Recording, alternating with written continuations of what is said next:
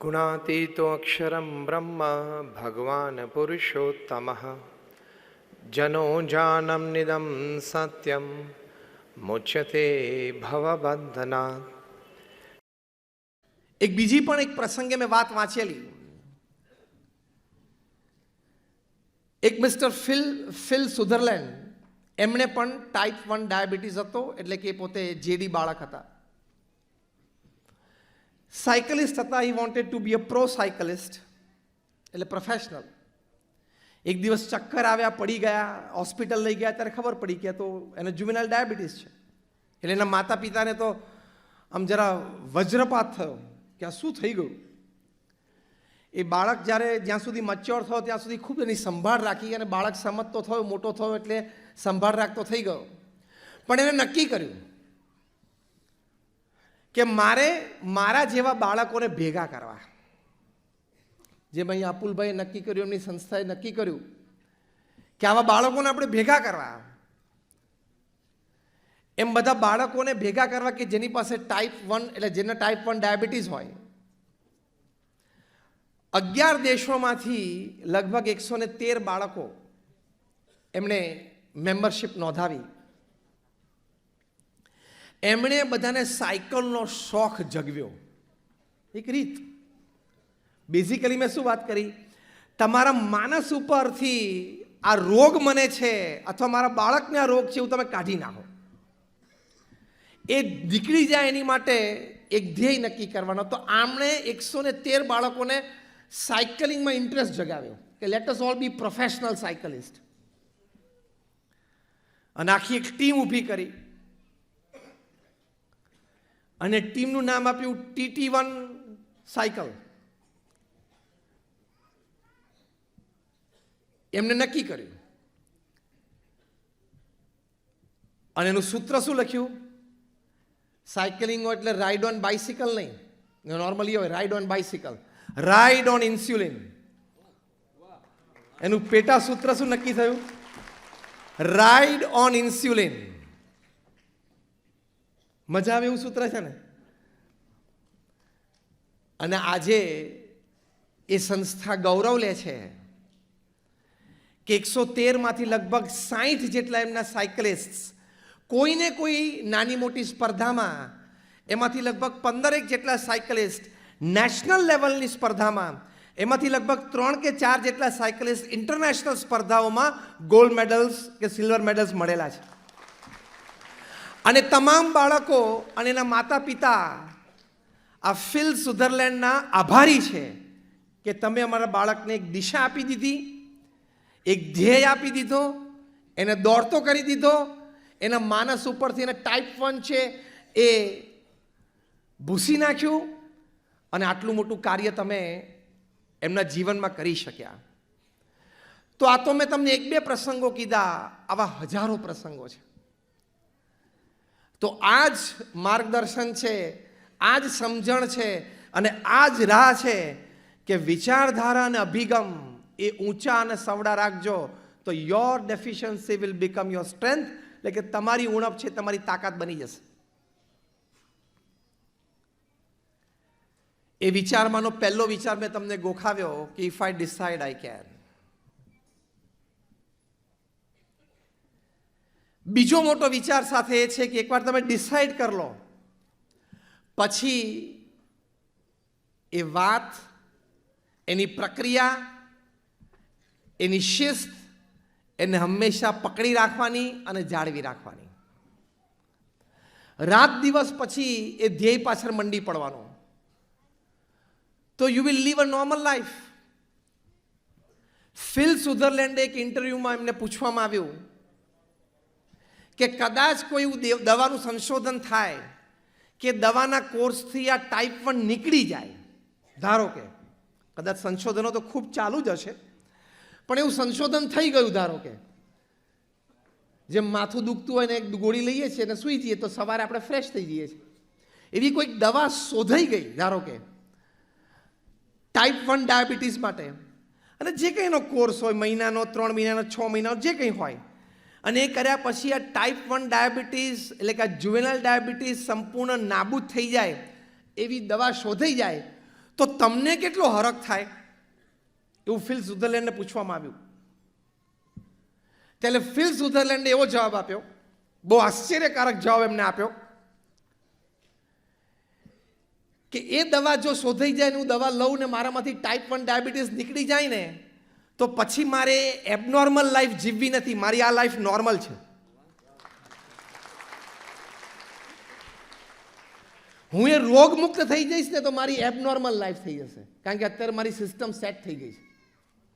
મારું ઉઠવાનું, બેસવાનું, એક્સરસાઇઝ, ડાયટ એ બધું એટલું સેટ થઈ ગયું છે ને કે મારે જોઈએ છે, કારણ કે હવે મારે બીજી લાઈફસ્ટાઈલ જોઈતી નથી. એટલે તમે જેને નોર્મલ માનો છો ને એને અમે 113 જણા રાઇડ ઓન ઇન્સ્યુલિન સંસ્થાવાળા અમે એને એબનોર્મલ માનીએ છીએ. એટલે તમે જે જેડી બાળકો બેઠા છો ને એમણે આ વિચાર કરવાનો કે સ્ટેજ ઉપર બેઠા અમે બધા એબનોર્મલ છીએ, નોર્મલ તો તમે જ છો. નોર્મલ અને ગુડ લાઈફ તો તમે જીવો. Set your system. તમારી સિસ્ટમ તમે સેટ કરી દો તો તમે એની સાથે સેટ છો. જેમ જો દુનિયામાં જુદા જુદા પ્રાંતમાં લોકો રહે છે, એ પ્રાંતના વાતાવરણ વ્યવસ્થા પ્રમાણે ખાણીપીણી કે પહેરવેશ બધું એને રૂટીન થઈ જાય છે ને. જેમ ઉત્તર ધ્રુવ પાસે કે દક્ષિણમાં એન્ટાર્કટિકા પાસે કોઈ રહેતા હોય તે લોકોને ખબર જ છે કે મારે 12 મહિના ગરમ કપડાં પહેરવાના. એને ખબર જ છે કે મારે 12 મહિના ગરમ કપડાં પહેરવાના. તો આપણે એમ સમજીએ છીએ કે આને બિચારાને 12 મહિના ગરમ કપડાં પહેરવાના, હા કે ના? એવું સમજીએ છીએ ને? યસ ઓર નો? એ લોકો શું કહે છે? મારી માટે નોર્મલ છે. એ અહીંયા આવે ને તો એમ કે તમે લોકો એબનોર્મલ છો, તમે લોકો ગરમ કપડાં પહેરતા જ નથી.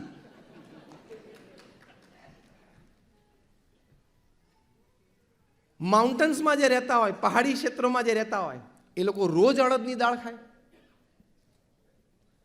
આપણે મહિને 2 મહિને એકાદ વખત ઘરમાં અડદની દાળ થતી હોય. હું બહુ દેશી દ્રષ્ટાંતોથી સમજાવું છું હિંમત આપવા માટે. એ લોકો રોજ અડદની દાળ ખાય અને ચણા ખાય.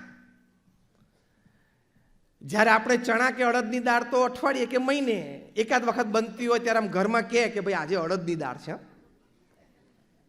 તો આપણને શું થાય? બિચારાને રોજ અડદની દાળ ખાવાની. એ લોકો ત્યાં બેઠા બેઠા બોલે કે આ બિચારાને ગુજરાતમાં રાજકોટમાં રોજ મગની દાળ ખાવાની. આ 2 દ્રષ્ટાંતોથી મારે એટલું સમજાવવાનું છે, the definition is of normal depends upon where you live, how you live, what you live. એટલે કે નોબડી ઇઝ એબનોર્મલ. પૃથ્વી ઉપર કોઈ એબનોર્મલ છે જ નહીં. ખાલી એનું નોર્મલનું વર્ટિકલ જુદું છે, નોર્મલનું ફિલ્ડ જુદું છે. જેમ ડોક્ટર છે, સાયન્ટિસ્ટ છે, ક્રિકેટર છે, આર્ટિસ્ટ છે. દરેકનું ફિલ્ડ જુદું છે, એમ દરેકની નોર્મલ જુદું છે. એટલે તમારે એમ પણ નહીં બોલવાનું કે type 1 is the new normal. એનાથી એક સ્ટેપ આગળ જાઓ, it is a routine normal. તમારી માટે આ નોર્મલ છે.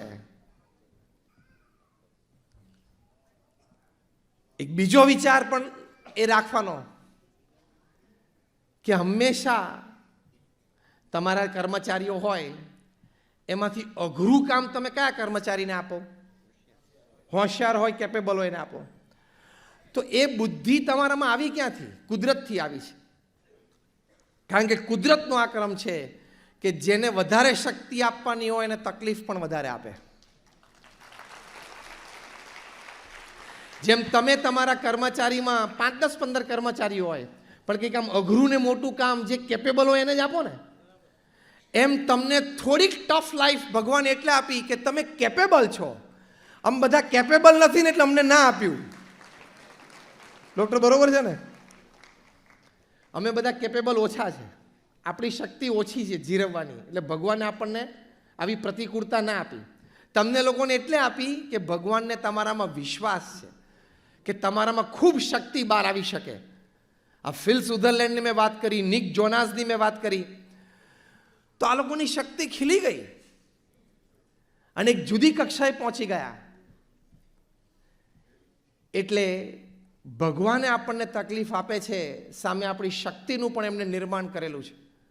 અમારા એક વડીલ સંત છે પરમ પૂજ્ય ડૉક્ટર સ્વામી, એ બહુ જ એક સુંદર વાત કરે છે, એક સુંદર વિચાર આપે છે કે આપણામાં તો અનંત શક્તિઓ રહેલી છે, પણ એ પ્રસંગે ટાણે ખીલી જાય છે. આપણે તો આજીવન આ પ્રસંગ છે એટલે ચોક્કસ ખીલી જાય. એટલે તમે જેડી બાળકો મોટા રમતવીર પણ બની શકો છો, તમે એડવોકેટ ને ડૉક્ટર પણ બની શકો છો, તમે CEO અને MD પણ બની શકો છો, તમે મોટો ફેમિલી બિઝનેસ પણ ઊભો કરી શકો છો, તમે રિસર્ચ એન્ડ ડેવલપમેન્ટ R&Dમાં પણ જઈ શકો છો. બધું જ થઈ શકે છે. એટલે આ વિચાર દ્રઢ રાખજો કે જેમ પૃથ્વી ઉપર 7 અબજમાંથી કોઈ પણ વ્યક્તિ ગમે તે કરી શકે છે, એ પ્રયત્ન કરે તો એમ હું પણ કરી શકું. બસ એ વિચાર હંમેશા દ્રઢ રાખવાનો. તો એ વિચારથી તમારું દૈવત ખીલે છે. પછી મેં કહ્યું એની માટે પુરુષાર્થ. તમે બધા એક ક્રિકેટરનું નામ સાંભળ્યું હશે, સ્ટીવ વૉ, જે ઓસ્ટ્રેલિયાના કેપ્ટન હતા.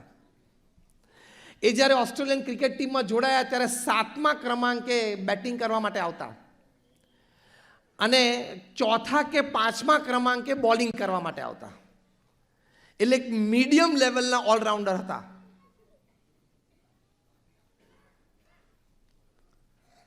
એમની કારકિર્દી ખૂબ જ ઉજ્જવળ રહી. One of the world's most successful captain રહ્યા. એ રિટાયર થયા ત્યારે રીડર્સ ડાયજેસ્ટે બહુ સુંદર આર્ટિકલ લખેલો અને આર્ટિકલનું ટાઇટલ બહુ સરસ હતું. હજી મને યાદ છે title, the gentle side of crickets tough ગાય.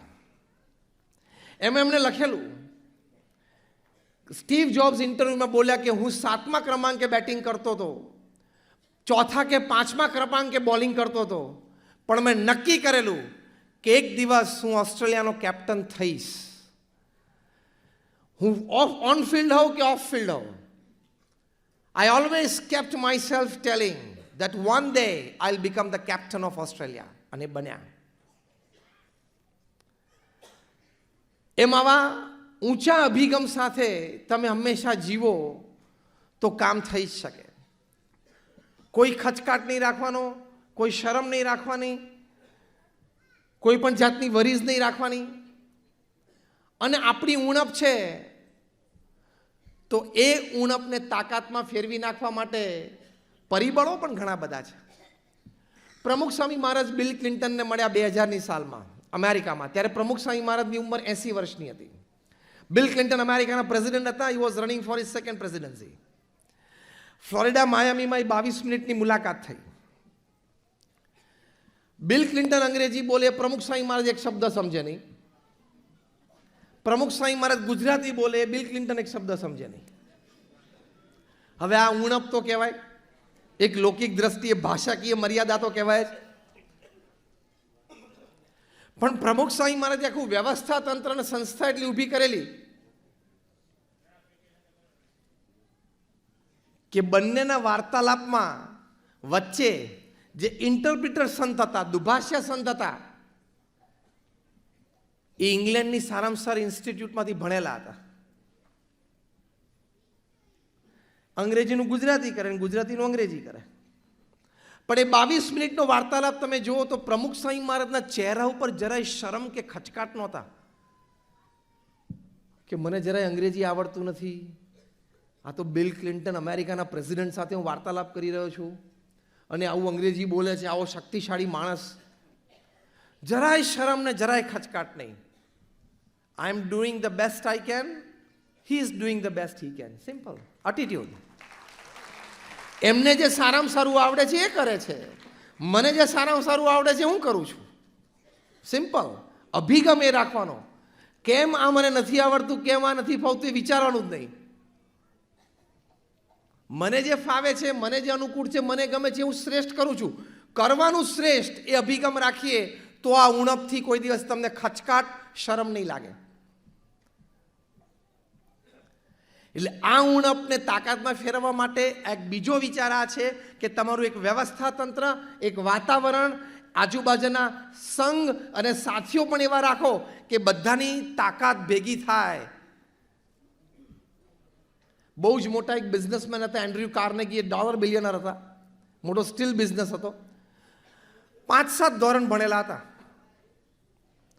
એ મૃત્યુશૈયા ઉપર હતા ત્યારે એમના પર્સનલ સેક્રેટરીએ પૂછ્યું કે sir what you would like to have return on your Tom.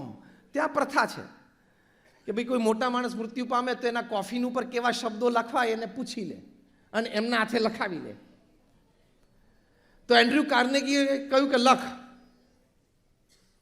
અને આજે પણ એમના ટોમ ઉપર એક સરસ વાક્ય છે, એ ઉણપને તાકાતમાં કેવી રીતે ફેરવી શકે એની માટેની ખૂબ સુંદર જીવન ભાવના છે, દૈવત અને હિંમત છે. એ વાક્ય એવું લખેલું છે કે તમે મારા કોફિન ઉપર એવું લખજો કે your lies a man who during his lifetime employed and gave salaries to people who were more intelligent and talented than him. કે મારા કોફિન ઉપર તમે એવું લખજો કે અહીંયા એક એવો માણસ સૂતો છે કે જેણે પોતાના જીવનકાળ દરમિયાન પોતાથી વધારે બુદ્ધિશાળી, પોતાથી વધારે હોશિયાર એવા લોકોને પોતાને ત્યાં નોકરીએ રાખ્યા અને એને પગાર આપ્યા. એવું લખજો કે પોતાથી વધારે બુદ્ધિશાળી, પોતાથી વધારે હોશિયાર એવા માણસોને પોતાને ત્યાં નોકરીએ રાખ્યા અને એને પગાર આપ્યા. એવું લખજો ને એવું લખેલું છે. એટલે ઉણપ જ નથી. તમારો અભિગમ ઊંચો હોય ને તો તમે તમારાથી પણ વધારે ઇન્ટેલિજન્ટ માણસ કરતાં વધારે કામ કરી શકો છો. પ્રમુખ સ્વામી મહારાજના જીવન પ્રસંગો આપણે જોયા, એન્ડ્રયુ કાર્નેગી જેવી વ્યક્તિઓના પ્રસંગો જોયા, સ્ટીવ વોના આપણે પ્રસંગો જોયા, તો હકીકત છે ઇટ કેન હેપન. એટલે આવા અભિગમો સાથે તમારે જીવવાનું. ક્યારેય નિરાશા, ડિપ્રેશન, સ્ટ્રેસ આવવા જ નહીં દેવાના.